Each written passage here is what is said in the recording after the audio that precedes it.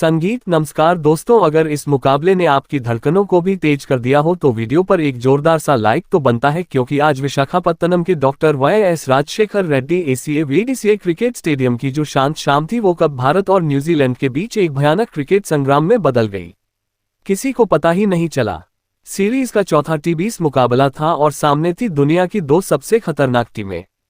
Toss जीतते ही New Zealand के कप्तान मिचेल सेंटर ने एक बार फिर वही पुराना दांव खेला, पहले बल्लेबाजी।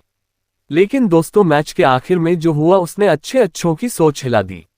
नीली लहरों के किनारे बसे इस खूबसूरत स्टेडियम में जैसे ही कीवी टीम बल्लेबाजी के लिए उतरी, स्टैंड्स में बैठे हजारों भारतीय फैंस ने माहौल को पूरी तरह इंडिया कर दिया।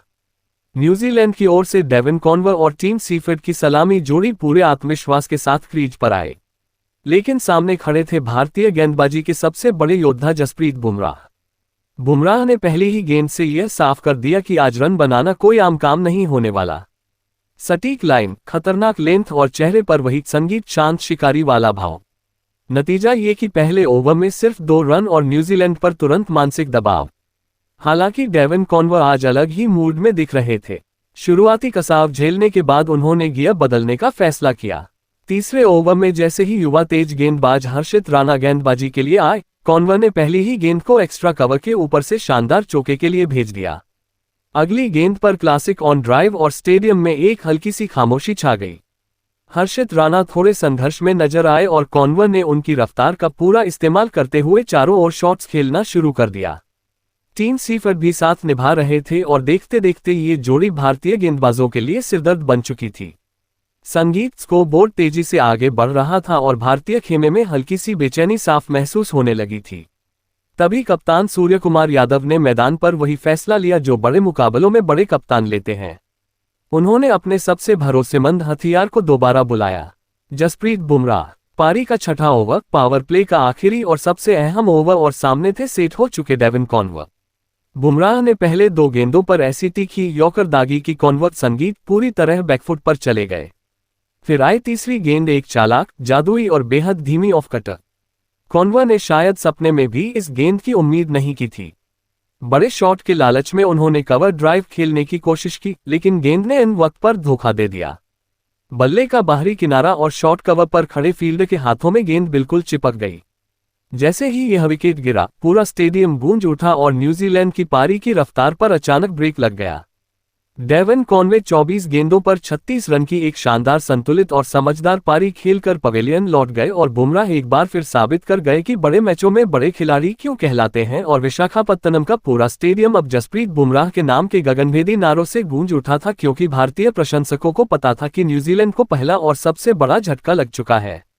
बुमराह ने एक बार फिर यह साबित कर दिया कि जब भी टीम इंडिया को किसी विकेट की सख्त जरूरत होती है तो वे एक संकट मोचक की तरह उभर कर सामने आते हैं और विपक्षी टीम के जबड़े से मैच छीनने की ताकत रखते हैं। न्यूजीलैंड का आत्मविश्वास अब डगमगाने लगा था और भारतीय खिलाड़ी मैदान पर एक नई ऊर्जा के साथ नजर आ रहे थे, क्योंकि उन्हें वह मौका मिल चुका था जिसका वे पिछले 5 ओवरों से इंतजार कर रहे थे। डेविन को के जल्दी आउट होने के बाद न्यूजीलैंड की पारी को संभालने का जिम्मा रचिन रविंद्र ने उठाया। रचिन ने क्रीज पर आते ही टीम सीफर्ड के साथ मिलकर भारतीय स्पिनरों के खिलाफ एक ऐसी रणनीति अपनाई जिसने भारतीय खेमे में खलबली मचा दी। दोनों ने मिलकर मैदान के चारों ओर प्रलयकारी प्रहार करना शुरू कर दिया, जिससे न्यूजीलैंड की रणगति रॉकेट की तरह ऊपर भागने लगी। खेल के 9वें ओवर में जब कप्तान ने रवि बिश्नोई को गेंद थमाई तो लगा कि शायद यहां विकेट मिलेगा, लेकिन टीम सीफर्ड के इरादे कुछ और ही थे। सीफर्ड ने बिश्नोई की पहली 2 गेंदों का स्वागत 2 लगातार गगनचुंबी के साथ किया, जिससे पूरा स्टेडियम सन्न रह गया। हालांकि रवि बिश्नोई ने हार नहीं मानी और अपनी गुगली पर भरोसा दिखाते हुए अगली ही गेंद पर शानदार वापसी की। टीम सीफर्ड, जो लगातार बड़े शॉट्स के मूड में थे, एक बार फिर रिवर्स स्वीप खेलने के फेर में अपनी गलती कर बैठे और सीधे फील्डर के हाथों में समा गए। टीम सीफर्ड 28 गेंदों पर 42 रनों की एक महत्वपूर्ण पारी खेलकर पवेलियन लौटे, जिसमें उन्होंने 3 शानदार चौके और 3 कड़क जड़े थे। उनके आउट होने के बाद ग्लेन फिलिप्स मैदान पर आए और उन्होंने रचिन रविंद्र के साथ मिलकर कीवी पारी को तेजी से आगे बढ़ाना जारी रखा। न्यूजीलैंड का आत्मविश्वास तब और बढ़ गया जब 14वें ओवर में कुलदीप संगीत यादव के खिलाफ इन दोनों बल्लेबाजों ने हाथ खोलते हुए 18 रन बटोर लिए और टीम के स्कोर को 130 रनों के जादुई आंकड़े के पार पहुंचा दिया।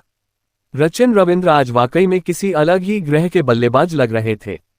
उन्होंने अपनी गजब की फॉर्म का मुजाहरा करते हुए 15वें ओवर में हार्दिक पांड्या की तेज गेंद पर एक कड़क और कलात्मक चौका जड़ा और इसी के साथ महज 32 गेंदों पर अपना शानदार अर्धशतक पूरा किया।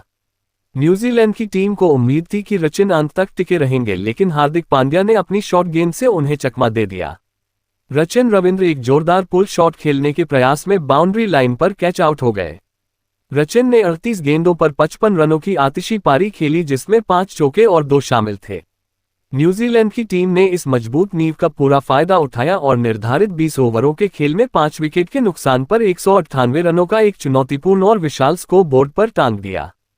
पारी के अंत में ग्लेन फिलिप्स संगीत ने अपना आक्रामक रुख बरकरार रखा और 35 गेंदों पर 48 रनों की सूझबूझ भरी पारी खेलकर नाबाद लौटे। उनके साथ कप्तान मिचेल सेंटर ने भी अंतिम पलों में महज 5 गेंदों पर 10 रनों का कैमियो खेलकर भारत को जीत के लिए 199 रनों का एक पहाड़ जैसा लक्ष्य दिया।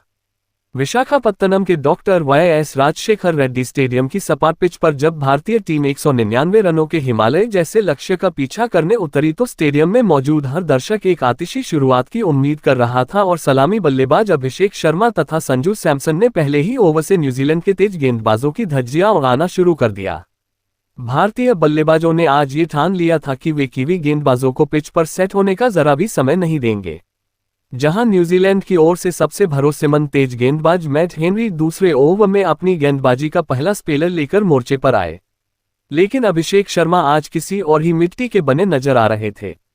अभिषेक शर्मा ने मैट हेनरी की पहली 3 गेंदों पर न्यूजीलैंड की फील्डिंग को पूरी तरह से तहस नहस करते हुए लगातार 3 कड़क और कलात्मक चौके झड़कर विशाखापत्तनम के दर्शकों को पूरी तरह मंत्रमुग्ध कर दिया और यह स्पष्ट कर दिया कि भारत इस विशाल लक्ष्य को महज कुछ ही ओवरों में बोनस साबित करने के इरादे से मैदान पर उतरा है।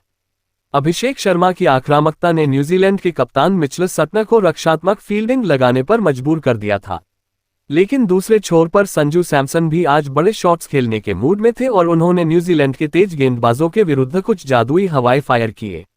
हालांकि न्यूजीलैंड को वह पहली सफलता मिली जिसकी उन्हें सख्त जरूरत थी जब खेल के 5वें ओवर में तेज गेंदबाज जैकब डफी 5वें ओवर में दोबारा गेंदबाजी करने के मोर्चे पर आए और उन्होंने अपनी गति में चतुराई से बदलाव किया।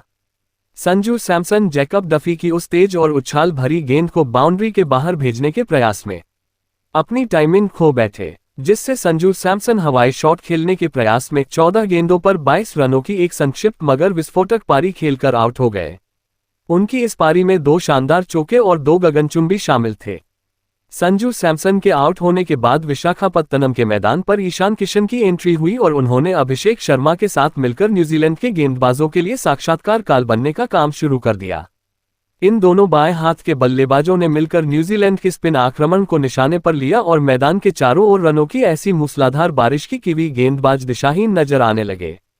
खेल के 8वें ओवर में जब अनुभवी लेग स्पिनर ईश्वरी 8वें ओवर में गेंदबाजी करने के लिए आए तो अभिषेक शर्मा ने उनका स्वागत एक संगीत गगनचुंबी 102 मीटर लंबे के साथ किया और इसी जादुई शॉट के साथ अभिषेक शर्मा ने मात्र 22 गेंदों पर अपना एक और ऐतिहासिक अर्धशतक पूरा किया। पूरा स्टेडियम अब अभिषेक शर्मा के सम्मान में खड़ा होकर तालियों की गड़गड़ाहट के साथ उनका अभिवादन कर रहा था, क्योंकि उनकी इस निडर बल्लेबाजी ने न्यूजीलैंड के जीत के अरमानों को पूरी तरह से धूल में मिला दिया था और भारत अब एक और अविश्वसनीय जीत की ओर तेजी से कदम बढ़ा रहा था। विशाखापत्तनम के मैदान पर अभिषेक शर्मा की तूफानी बल्लेबाजी के दम पर भारतीय टीम अब एक विशाल जीत की ओर तेजी से कदम बढ़ा रही थी और न्यूजीलैंड के गेंदबाज असहाय नजर आ रहे थे। लेकिन न्यूजीलैंड के स्पिनरों ने हार नहीं मानी और मध्य ओवरों में अपनी फिरकी के जाल से मैच में वापसी करने की सफल कोशिश की। खेल के 12वें ओवर में न्यूजीलैंड के कप्तान मिचेल सेंटर 12वें ओवर में खुद दोबारा गेंदबाजी करने के मोर्चे पर वापस आए, जहां उन्होंने अपनी अनुभवी स्पिन का जादू बिखेरना शुरू किया और अभिषेक शर्मा, जो उस समय न्यूजीलैंड के लिए सबसे बड़ा खतरा बने हुए थे, उन्हें अपनी एक लूप वाली जादुई गेंद पर फंसा लिया। अभिषेक शर्मा उस गेंद की उड़ान को पढ़ने में मामूली सी चूक कर बैठे और एक और विशाल बड़ा शॉट खेलने के प्रयास में गेंद को सीधे बाउंड्री पर खड़े फील्डर के हाथों में दे बैठे, जिससे अभिषेक शर्मा 35 गेंदों पर 62 रनों की एक अत्यंत विनाशकारी पारी खेलकर आउट हो गए। उनकी इस यादगार पारी में 6 शानदार चौके और 4 गगनचुंबी शामिल थे। अभिषेक शर्मा के आउट होने के तुरंत बाद दुनिया के सबसे खतरनाक बल्लेबाज और भारतीय कप्तान सूर्य कुमार यादव क्रीज पर आए और उन्होंने न्यूजीलैंड के गेंदबाजों पर दबाव कम नहीं होने दिया, जहां उन्होंने ईशान किशन के साथ मिलकर पारी को बहुत ही समझदारी के साथ आगे बढ़ाया और मैच को अंतिम ओवरों के रोमांच तक पहुंचाया। इन दोनों बल्लेबाजों ने न्यूजीलैंड के तेज गेंदबाजों के खिलाफ कड़ा रुख अपनाया। जहां खेल के 16वें ओवर में लंबे कद के तेज गेंदबाज कायल जेमिसन 16वें ओवर में गेंदबाजी करने के लिए मोर्चे पर आए और ईशान किशन ने उनकी पहली 2 गेंदों पर 2 लगातार गगनचुंबी और प्रलयकारी झड़कर स्टेडियम में मौजूद दर्शकों को मंत्रमुग्ध कर दिया। ईशान किशन आज बहुत ही शांत और एकाग्र लय में नजर आ रहे थे और वह तेजी से अपनी एक और अर्धशतकीय पारी की ओर बढ़ रहे थे, जिससे न्यूजीलैंड के खेमे में एक बार फिर सन्नाटा छाने लगा था। हालांकि न्यूजीलैंड की टीम ने एक बार फिर अपने सबसे मुख्य हथियार मैट हेनरी को मोर्चे पर लगाया, जो खेल के 17वें ओवर में अपनी गेंदबाजी का निर्णायक स्पेल डालने के लिए वापस आए।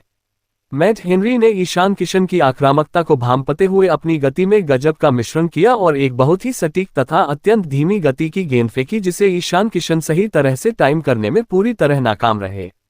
ईशान किशन उस गेंद पर एक और बड़ा कवर ड्राइव खेलने के प्रयास में गेंद को हवा में लहरा बैठे और कवर पर तैनात फील्डर ने पीछे की ओर दौड़ते हुए एक शानदार कैच लपक लिया, जिससे ईशान किशन मात्र 5 रन से अपने अर्धशतक से चूक गए और 26 गेंदों पर 45 रनों की एक अत्यंत प्रभावशाली पारी खेलकर आउट हो गए।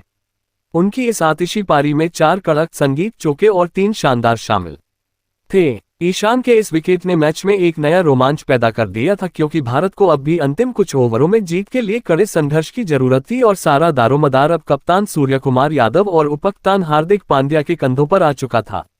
विशाखापत्तनम के डॉक्टर वाई.एस. राजशेखर रेड्डी स्टेडियम में समुद्र की लहरों से आती ठंडी हवाएं अब थम सी गई थी और पूरा वातावरण एक अजीब सी बेचैनी और रोमांच से भर गया था, क्योंकि यह मैच अब अपने उस अंतिम और रोंगटे खड़े कर देने वाले पड़ाव पर पहुंच चुका था, जहां हर गेंद पर इतिहास लिखा जा रहा था।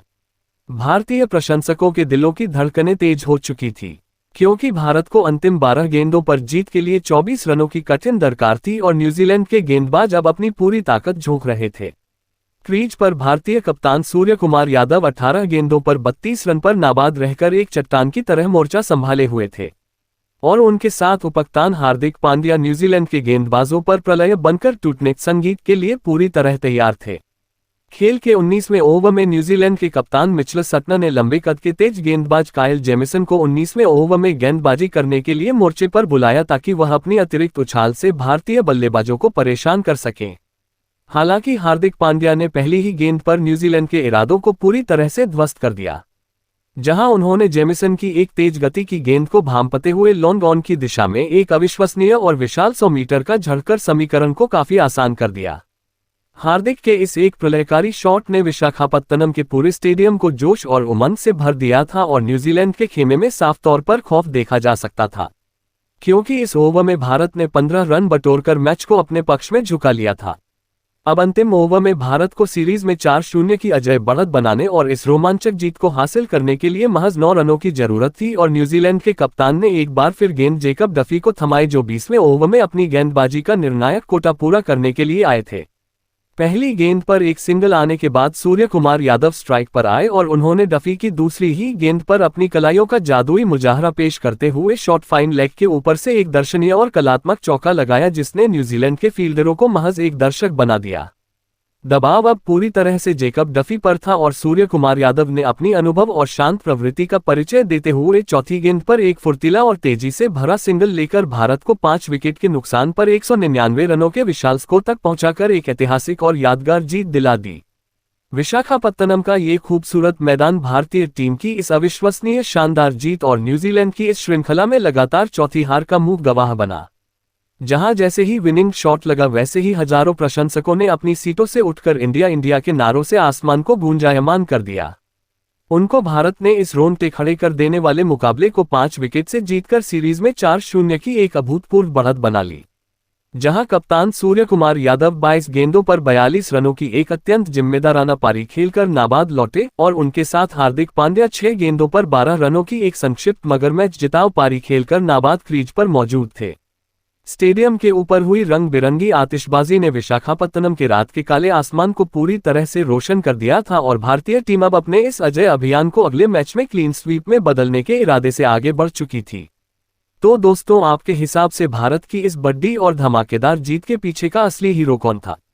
अपनी कीमती राय हमें कमेंट बॉक्स में जरूर बताएं और अगर आपको यह वीडियो पसंद आया तो इस वीडियो को लाइक करें, शेयर करें और हमारे चैनल को सब्सक्राइब करना ना भूलें। धन्यवाद।